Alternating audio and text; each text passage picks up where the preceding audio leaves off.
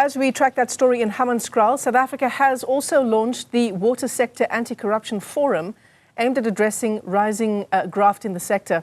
The establishment of this forum follows findings into at least 14 SIU proclamations looking into various corruption and mismanagement allegations in the water sector. Let's unpack the story further. We're joined by the Executive Manager of Water Can, Dr. Cyril. Thanks as always for coming on. I suppose, we might welcome an initiative like this, the launch of this water-specific anti-corruption forum. But I just wonder, Dr. Adam, whether there is a sense, clearly our existing measures are not working given the extent of corruption in the sector.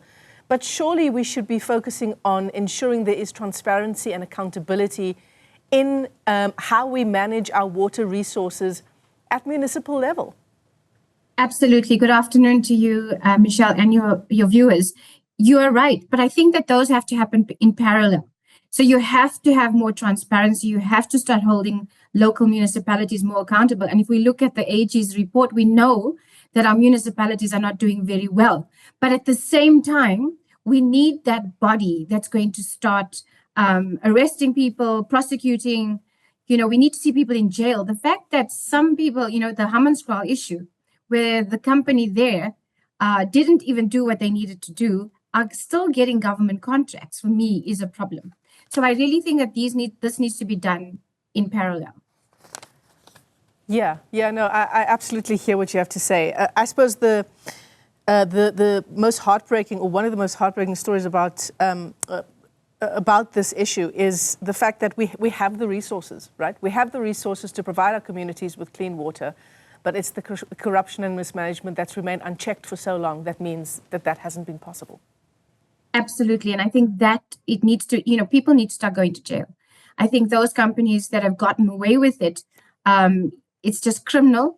And I think that this is what we're hoping, right? We don't want another talk shop or another commission or another body that actually doesn't do much but talk. So that's our only concern about this new body that's been set up. No, absolutely. The SIU is there, the police are there, the Hawks are there. Do we need yet another body? But I understand that they will be working in sort of collaboration with the SIU and other officials. Do you know how it's going to work exactly?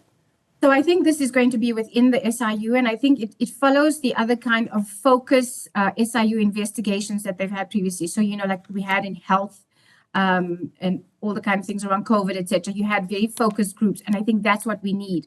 Because let's be honest, it's the water sector, the corruption around the water sector is getting quite complicated and complex. Not only do you have the companies that are going and getting the tenders and then not doing what they need to do, but you have a growing mafia.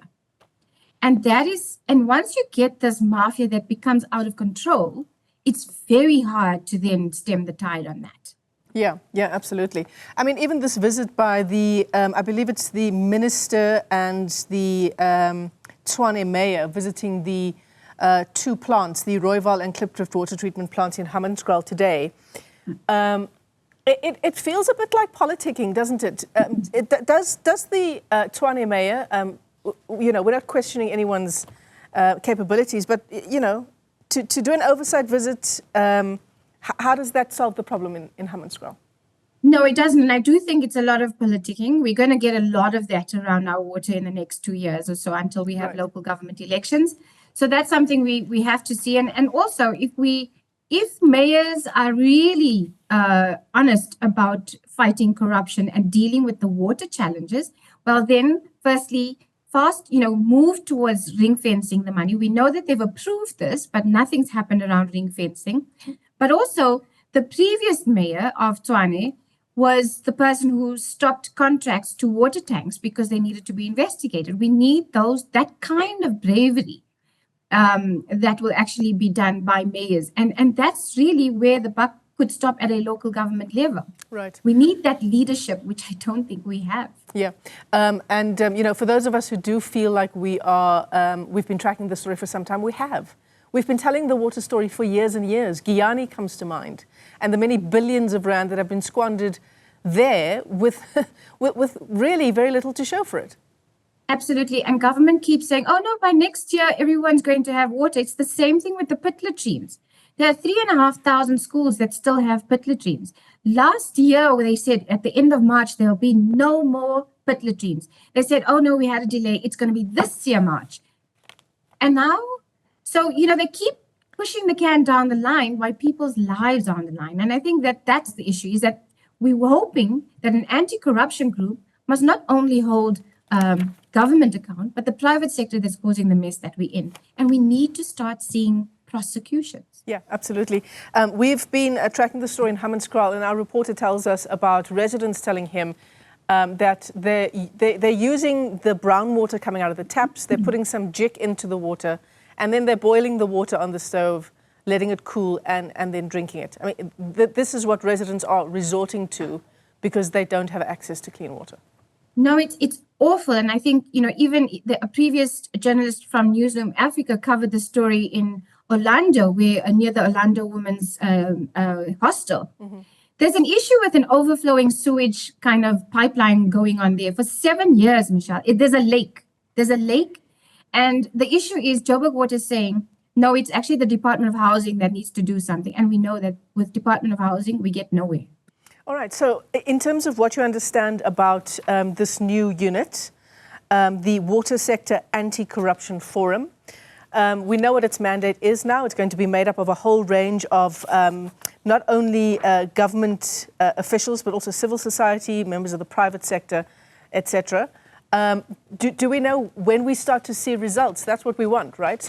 Start the work and let's get us results. Start blacklisting the companies that are doing business with government and they're not qualified to do so. Exactly. So we've sent an email to get that kind of information, to get the time frame. Because the other thing that was concerning for me was, is this forum being set up because of the G20? Because that's, the G20, there's a requirement there to set up an anti-corruption body. And with the focus on water, is this just a requirement for the G20? Does this go quiet after it's done? Because you cannot fight corruption and the extent of corruption that we have in 1 year.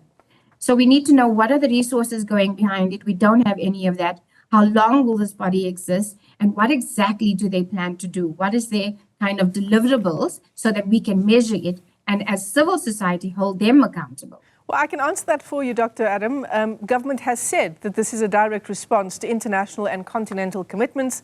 I'm reading from the statement here. It aligns with the G20 Anti-Corruption Working Group's Priority 3. Correct, but we don't know how long that lasts and we don't know what's going to be funding it. So those are the kinds of things that we don't have answers to. Yeah, we need to get those answers and we need to see some results. Dr. Cyril, Adam, always a pleasure having you on the program. Thanks very much for coming on. She's the Executive Manager at the organisation WaterCam.